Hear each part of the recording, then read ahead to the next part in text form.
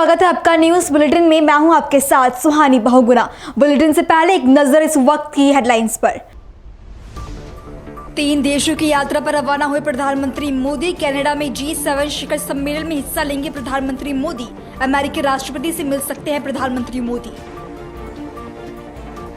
अहमदाबाद हादसे पर मल्लिकार्जुन खड़गे ने जताया दुख। पूर्व सीएम विजय रूपाणी के परिजनों से खड़गे ने की बात। फोन पर बात कर परिजनों को दी हिम्मत। अहमदाबाद हादसे के बाद कांग्रेस नेता पवन खेड़ा की सरकार से मांग। कहा, मृतकों के परिवारों को मिलना चाहिए मुआवजा। ऐसी त्रासदी को कभी नहीं भूलेगा भारत। कन्नौज में सपा प्रमुख अखिलेश यादव का सरकार पर निशाना। ऑपरेशन सिंदूर को लेकर आयोजित कार्यक्रमों का किया जिक्र। कहा, अपनी गलती के लिए लोगों से माफी मांग रही सरकार। लुधियाना पश्चिम उपचुनाव पर हरियाणा के सीएम नायब सिंह सैनी ने किया जीत का दावा। कहा, 2027 में भी पंजाब में बनेगी बीजेपी की सरकार। विपक्ष ने नहीं किया पंजाब के लिए कोई काम। चलिए अब जानते हैं खबरों को विस्तार में। प्रधानमंत्री नरेंद्र मोदी 3 देशों की यात्रा पर रवाना हो गए हैं। सबसे पहले प्रधानमंत्री मोदी साइप्रस पहुंचेंगे, फिर कनाडा में वो G7 शिखर सम्मेलन में हिस्सा लेंगे। विदेश दौरे के दौरान प्रधानमंत्री का क्रोएशिया भी जाना होगा। वहीं G7 समिट के दौरान अमेरिकी राष्ट्रपति ट्रंप से भी प्रधानमंत्री मोदी की मुलाकात हो सकती है। अहमदाबाद हादसे में कई लोगों के मौत के बाद परिजनों के साथ साथ पूरा देश गम में डूबा हुआ है। इतना ही नहीं, इस हादसे ने गुजरात के पूर्व सीएम विजय रूपाणी की भी जान छीन ली, जिसके बाद अब राजनीति के नेता भी लगातार पूर्व सीएम के घर पहुंचकर और फोन पर परिजनों को हिम्मत देने का काम कर रही हैं। इसी क्रम में कांग्रेस के राष्ट्रीय अध्यक्ष मल्लिकार्जुन खड़गे ने विजय रूपाणी के बेटे और पत्नी से वीडियो कॉल के जरिए बात की और परिवार का दुख साझा किया। वहीं दूसरी तरफ मल्लिकार्जुन खड़गे ने हादसे में जान गंवाने वालों के प्रति अपनी संवेदना व्यक्त करते हुए कहा कि हम उनके परिवार के साथ खड़े हैं। ये बहुत बड़ी हादसा अहमदाबाद में हुई है। ये घटना अहमदाबाद के इतिहास में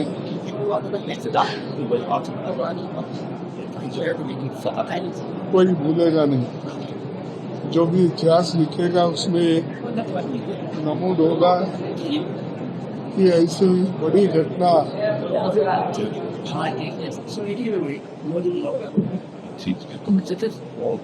इसकी एयरलाइंस की हो गई, एयर इंडिया की, तो उसमें बहुत से लोग अपना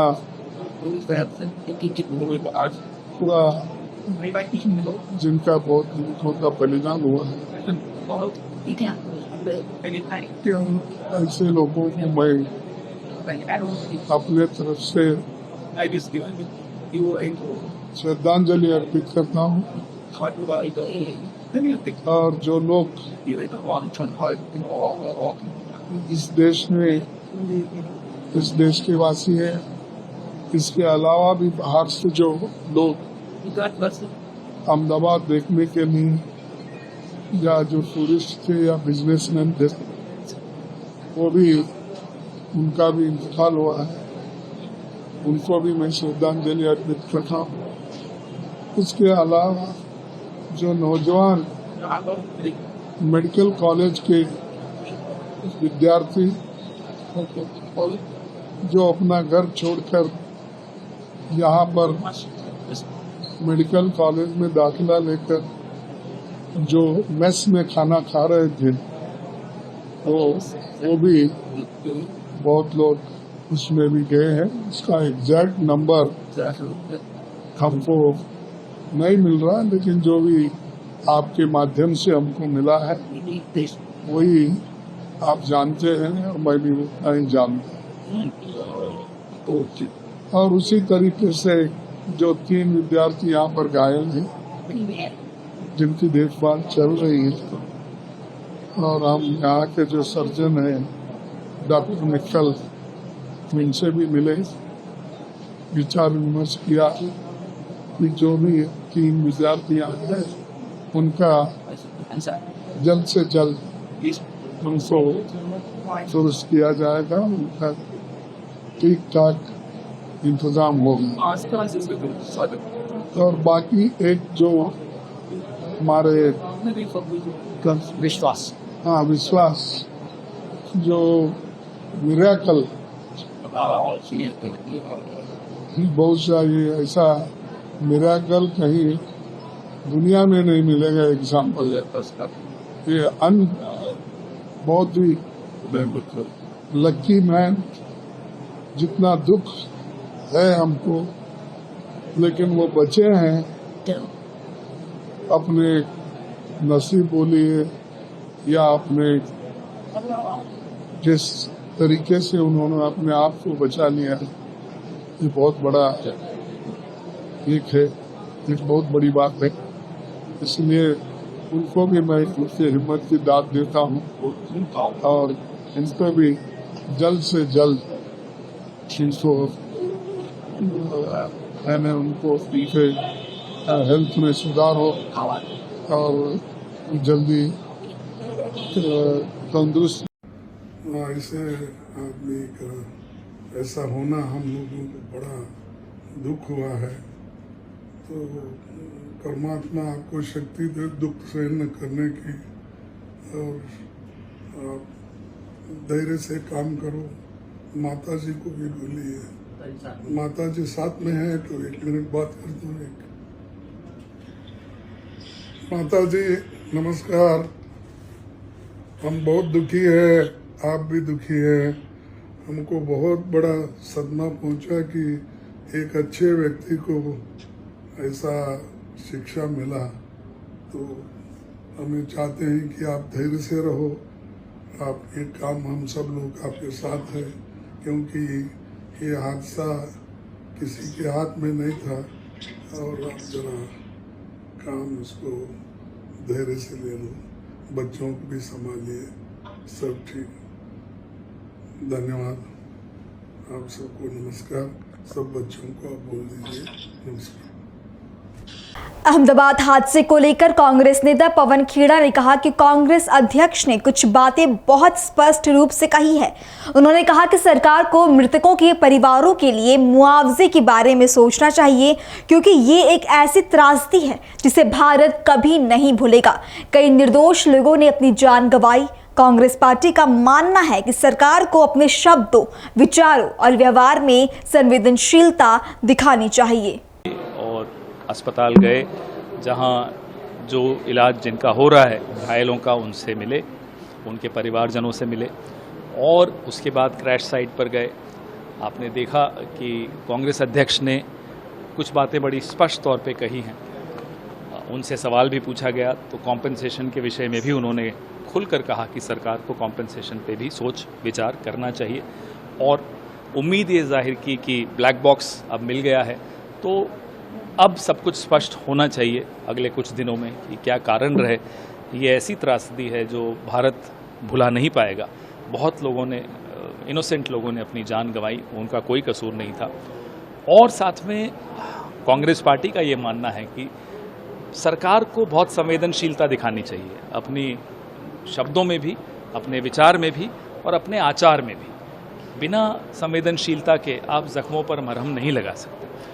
तो हम उम्मीद करते हैं कि गृह मंत्री हों, प्रधानमंत्री हों, दोनों गुजरात के ही हैं, पूरी संवेदनशीलता से वो आने वाले कुछ दिनों में अपना रवैया रखेंगे। और जो जिनकी मृत्यु हो चुकी है उन परिवारों को भगवान शक्ति दे, साहस दे, इस त्रासदी को झेलने की ताकत दे। पवन जी, लगता है जांच का आदेश जो दिया है बोइंग में, उसको लेट किया है, पहले देते तो ये घटना न बनती। काफ़ी सवाल उठ रहे हैं, उन सवालों पे आने वाले दिनों में बात करेंगे हम सब, क्योंकि अभी माहौल ऐसा है, गम का माहौल है, सब परेशान हैं, लोगों के मन में दुख है। तो अभी ये सवाल जो आपके मन में है, कईयों के मन में है, उसके जवाब भी सही वक्त पे दिए जाएंगे। इंक्वायरी कमेटी की जो कॉम्पोजिशन है, कौन कौन है उस इंक्वायरी कमेटी में, उस पर भी कई लोग सवाल उठा रहे हैं कि विशेषज्ञ कौन है उसमें। तो ये सब सवालों के जवाब आने वाले दिनों में हम जरूर। सर, इसके अलावा एक अलग क्वेश्चन है।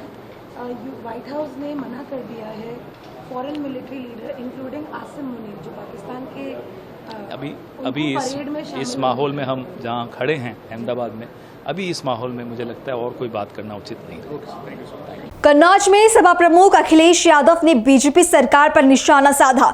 उन्होंने कहा कि हाल ही में बीजेपी ने ऑपरेशन सिंदूर पर एक बड़ा कार्यक्रम आयोजित किया। कार्यक्रम का नाम देखकर आम लोग समझ जाते हैं कि वो अपनी गलती के लिए लोगों से माफी मांगने जा रही है।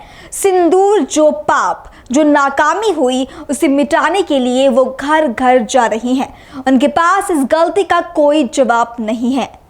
दुनिया में न जाने क्या हो रहा है, कहीं रशिया यूक्रेन का वॉर चल रहा है, कहीं हमारे पड़ोस में इधर भी वॉर चल रहा है। अभी अभी भारतीय जनता पार्टी के लोग सिंदूर को लेकर के बड़ी कार्यक्रम किए। भारतीय जनता पार्टी जो अपने कार्यक्रम कर रही थी, जब आप उस नाम को देखते हैं तो हम लोगों को आम लोगों को समझ में आता है कि अपनी जो चूक हुई है उसकी लोगों से माफी मांगने जा रहे हैं। सिंदूर जो नाकामी हुई उनकी, या जो कमी रह गई, जो चूक हुई, जो इंटेलिजेंस फेलियर हुआ, उसको दूर करने के लिए घर घर जा रहे हैं, क्योंकि चूक पर उनके पास कोई जवाब नहीं है। हमारा देश मजबूत हो, हमारे देश की फौजों के पास और अच्छे संसाधन हो और अच्छी चीजें मिले जिससे वो दुश्मन का मुकाबला कर सकें, खासकर जो पड़ोसी देश हैं। इधर में कानपुर की बात जब आप कर रहे हैं तो सुनता हूं कि भारतीय जनता पार्टी के एक बहुत बड़े विचारक जो भारतीय जनता पार्टी को अपने विचार देते हैं, वो ये कह रहे हैं कि अब हमें स्वदेशी अपना लेना चाहिए। ये राय अखबार में ना आए, बल्कि अगर ये राय दिल्ली और यूपी की सरकार तक पहुंच जाए, आज सरकारें अगर बाहर का सामान लाना बंद कर दें तो हम सब स्वदेशी हो जाएंगे अपने आप। तो जो राय मशवरा या दी जा रही है राय, वो सरकार तक राय पहुंचे तो उससे हमारे देश और अर्थव्यवस्था बहुत मजबूत होगा। जहां तक कानून व्यवस्था के सवाल है, कानून जीरो इनकी सरकार में, किसी के साथ भी कोई घटना हो सकती है। छोटे छोटे बच्चों के साथ क्या हो रहा है, महिलाओं के साथ क्या हो रहा है, बेटियों के साथ क्या हो रहा है। और अगर बीजेपी को मौका मिल जाए जातियों को लड़ाने का, तो उसमें भी सबसे आगे भारतीय जनता पार्टी के लोग आ जाते हैं आगे, कैसे जातियों को लड़ाया जाए। लुधियाना पश्चिम उपचुनाव पर हरियाणा के सीएम नायाब सिंह सैनी ने बयान दिया। सीएम ने कहा कि मैं जैसे ही लोगों के बीच आया, मुझे इस चुनाव के लिए उनका उत्साह महसूस हुआ। मुझे लगता है कि लोगों का मानना है कि ये चुनाव 2027 के लिए एक मजबूत नींव रखेगा। इस दौरान सीएम ने विपक्ष पर भी निशाना साधा। जब लोगों के बीच में आया हूं और लोगों का जो उत्साह, जो जोश इस चुनाव में देखने के लिए मिल रहा है,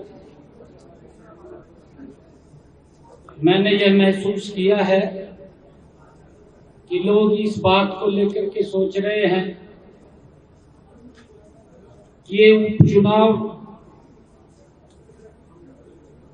जो चल रहा है, ये 2027 के चुनाव की मजबूत नींव है।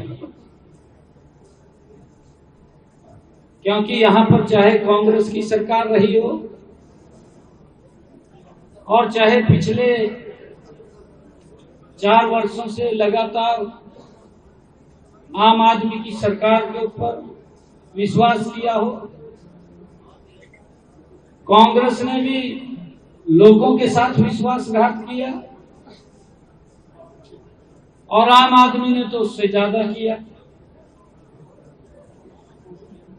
क्योंकि कांग्रेस की जो नीतियां थी,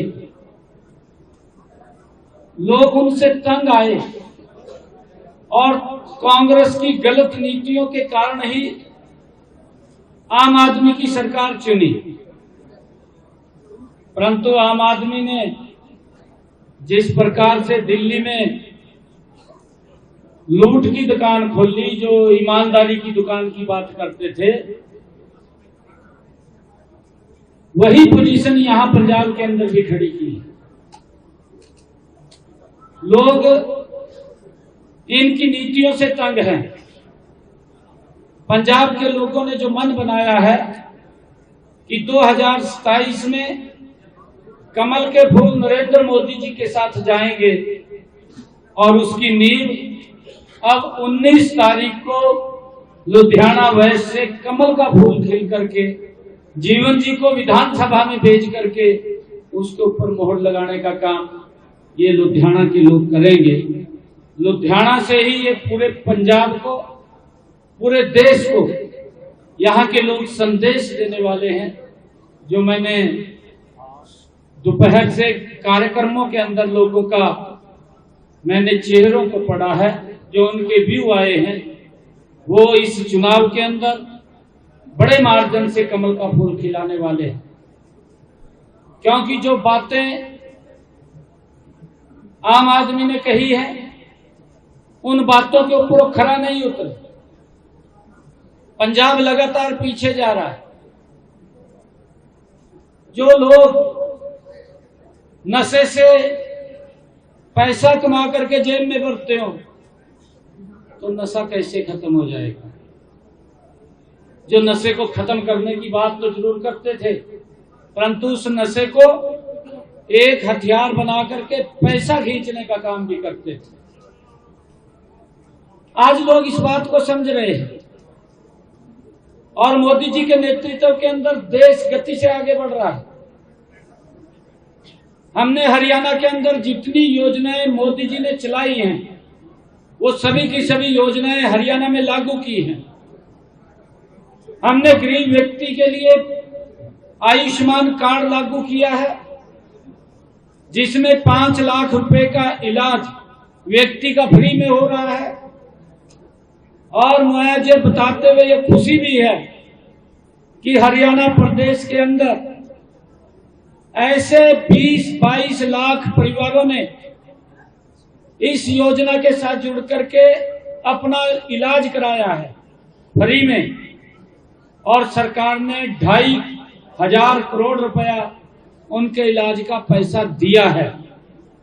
आज हरियाणा में गरीब व्यक्ति को अगर कोई दिक्कत बीमारी आ जाती है, उसको इलाज की चिंता नहीं है, इलाज की चिंता हमारी सरकार को है। हमने जो कहा था उसको पूरा किया है और यहाँ पर उस योजना से लोग वंचित हैं। केंद्र जो योजनाएं भेज रहा है उनको भी लागू करने में ये सरकार नाकाम रही है। मैंने कहा है कि ये सरकार कांग्रेस के रास्ते पर चलते हुए उससे 2 कदम तेज गति से चल रही है। कुरुक्षेत्र में सीएम नायाब सिंह सैनी ने रन फॉर योगा मैराथन को हरी झंडी दिखाकर रवाना किया, जिसके बाद सीएम सैनी ने कहा कि 21 जून को 11वां योग दिवस है। हमने इस कार्यक्रम की शुरुआत ठीक 25 दिन पहले 27 मई को की थी, जहां हरियाणा के अलग अलग विभागों में अलग अलग एनजीओ के माध्यम से अलग अलग संस्थाओं की ओर से लगातार योग से जुड़े कार्यक्रम आयोजित किए जा रहे हैं। 11वां योग दिवस है और हमने 27 मई को ठीक 25 दिन पहले हरियाणा प्रदेश के विभिन्न विभागों में अलग अलग एनजीओ, अलग अलग संस्थाएं, हर नागरिक योग से जुड़ करके लगातार कार्यक्रम कर रहा है। 21 जून को पूरा हरियाणा प्रदेश एक महोत्सव के रूप में इस योग को मनाएगा, क्योंकि हम सब योग के साथ जुड़े और योग के साथ जुड़ेंगे तो कई बीमारियां दूर चली जाती हैं, बीमारियां दूर भागती हैं। हमें योग को अपने जीवन का एक अभिन्न हिस्सा बनाना चाहिए। अपने जीवन के इस योग को जोड़ करके हर रोज अपने शरीर के लिए हमने 1 घंटा अवश्य निकालना चाहिए, ताकि बीमारियां भी दूर हों और हम हष्ट पुष्ट रहें। व्यक्ति बीमारियों से दूर। मुंबई में Mukesh Patel school of technology management and engineering और नए NMIMS भवन के उद्घाटन समारोह का आयोजन किया गया। समारोह में सीएम देवेंद्र फडणवीस भी शामिल हुए और उन्होंने कार्यक्रम को संबोधित किया। प्राप्त होगा और आज दुनिया भर में हमारे बच्चे जब वहां पर पढ़ने के लिए जाते हैं तो एक प्रकार से वहां की अर्थव्यवस्था को भी फायदा होता है और जो हमारी फॉरेन करेंसी है वो भी थोड़ी खर्चा होती है, तो उसको भी बचाने का काम हम लोग करेंगे। वो सारी इन्वेस्टमेंट यहां पर आएगी। लेकिन मुझे उसमें सबसे बड़ी संभावना जो दिखाई पड़ती है कि जब तक कंपटीशन नहीं होता तब तक विकास नहीं होता है। अगर हम शिखर अचीव कर ले तो उससे ऊपर जाएंगे कैसे? तो शिखर से ऊपर जाना है तो कोई कंपटीशन खड़ी करनी पड़ती है। अभी एनईपी ने अमरीश भाई कंपटीशन खड़ी की, अब देश वालों के साथ कंपटीशन नहीं है। ये 5 जो यूनिवर्सिटी मुंबई में आई है, तो 2-3 साल के बाद ऐसे ही किसी कार्यक्रम में जब हम धर्मेंद्र जी को बुलाएंगे, उस समय हम एक एनालिसिस करेंगे कि इन यूनिवर्सिटी की तुलना में अभी आप कहां खड़े हैं, या आपकी तुलना में नहीं, ये भी हो सकता है और मुझे पूरा विश्वास है, मैंने आपकी क्षमता को जानता हूं। ये भी हो सकता है कि इन यूनिवर्सिटी को एनालिसिस करना पड़ेगा कि हम आपकी तुलना में कहां खड़े हैं। अपेक्षा यही है कि उनको ये तुलना करनी पड़े। मैं ऐसा मानता हूं कि आज एनईपी ने जिस प्रकार से हमारे इंडियन इथोस को एक वैश्विक स्तर पर कायम करने का प्रयास किया है। हमारे फंडामेंटल्स इंडियन है और नॉलेज ग्लोबल है, क्योंकि हम लोग हमेशा ये कहते हैं कि ज्ञान जहां से आता है उसको लेना चाहिए, उसको ग्रहण करना चाहिए। और आज हम लोग जब दुनिया की 4थी सबसे बड़ी अर्थव्यवस्था बने हैं और शायद अगले 3 सालों में दुनिया की 3री सबसे बड़ी अर्थव्यवस्था बनेंगे, तो ये जो बड़ी अर्थव्यवस्था होती है, इसके विकास के लिए सबसे ज्यादा आवश्यक होता है मानव संसाधन। देखिए, ये जो 21वीं सदी है, इस 21वीं सदी में जो हमारा कैपिटल है वो पैसा नहीं है, ह्यूमन कैपिटल ज्यादा इंपॉर्टेंट है। एक समय ऐसा होता था कि संसाधनों को देखकर वहां पर इंडस्ट्री जाती थी, अब संसाधनों को देखकर नहीं जाती। अब इंडस्ट्री मानती है कि संसाधन तो कहीं पर भी आएंगे। मानव संसाधन कहाँ है, वर्कफोर्स कहाँ है, ह्यूमन कैपिटल कहाँ है? जहां ह्यूमन कैपिटल है, जहां मानव संसाधन है, जहां वर्कफोर्स है और जहां इनोवेशन है, वहां पर बिजनेस जाता है, वहां इंडस्ट्री जाती है, वहां पैसा जाता है। इसलिए आज सबसे आवश्यक यह है कि तीसरी अर्थव्यवस्था, फिर दूसरी अर्थव्यवस्था और 2047 का विकसित भारत तैयार करने के लिए हम लोग देश में सर्वोत्तम मानव संसाधन तैयार करें, बेस्ट वर्कफोर्स तैयार करें। और उस दृष्टि से मैं ऐसा मानता हूं कि आज एनईपी ने जो फ्लेक्सिबिलिटी हमको दी है।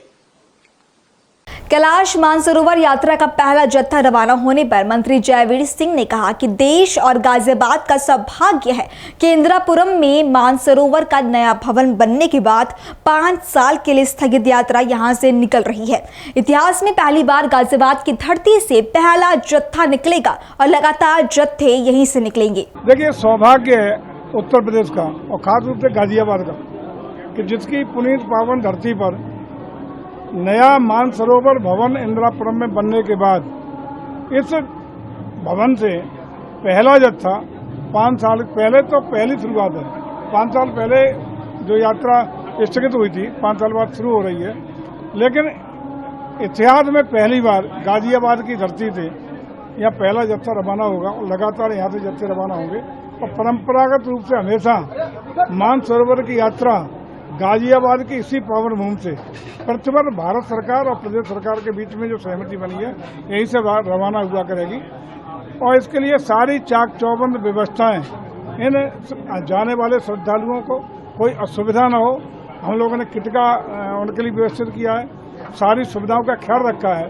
और विशेष रूप से ये और खुशी की बात है कि उत्तर प्रदेश सरकार के चूंकि मुख्यमंत्री स्वयं ही संत हैं, स्वयं तपस्वी हैं, तो हिंदुस्तान के सभी राज्यों में सर्वाधिक अनुदान प्रति यात्री 1 लाख रुपया उत्तर प्रदेश सरकार देने का काम करेगी। जैसे यात्री लौटेंगे, आवेदन करेंगे, विद इन 90 डेज उनके अकाउंट में 1 लाख रुपया उत्तर प्रदेश सरकार की ओर से बतौर सहायता, बतौर अनुदान सभी श्रद्धालुओं के खाते में पहुंचने का काम होगा। क्योंकि कितने यात्री इस बार टोटल जा रहे हैं? प्रति लौट में 50, कितने लोग जा रहे हैं? 15 लौट और प्रति लौट 50, यानी कुल मिला के 750 इस साल जा रहे हैं। और ये अब जैसे जैसे अगले सालों में सरकार द्वारा निर्धारित होगा वो आगे बढ़ता रहेगा। लेकिन हम लोगों का प्रयास है कि सनातन संस्कृति, आस्था और जीवन कल्चर जो है, हमारी जो आस्था के साथ सनातन का विकास हो, अपनी विरासत का सम्मान हो, आर्थिकी के साथ आस्था जुड़े, इसके लिए हमारी सरकार, दोनों सरकारें, भारत सरकार और प्रदेश सरकार आदरणीय मोदी जी और योगी जी के नेतृत्व में आगे बढ़ रही हैं। और पुनः हम लोगों का संकल्प है कि इसी आस्था और सनातन के बल पर भारत सोने की चिड़िया भी बनेगा। और जो लक्ष्य है कि हम विकासशील भारत से विकसित भारत बनाने का 2047 तक सपना पूरा करेंगे, उसकी किरणें दिखाई पड़ने लगी हैं। हम 11वीं अर्थव्यवस्था से 5वें पायदान पर आकर के विश्व की 5वीं सबसे बड़ी अर्थव्यवस्था बने हैं। और निश्चित रूप से भारत उत्तरोत्तर अपने मुकाम तक, अपने लक्ष्य तक जरूर पहुंचेगा, इसी आस्था और आर्थिकी अपने सनातन की संस्कृति के आधार पर। और इस खबर के साथ ये बुलेटिन ही समाप्त होता है। देश और दुनिया की बाकी तमाम खबरों के लिए आप बने रहें पल्स 24 न्यूज के साथ। नमस्कार।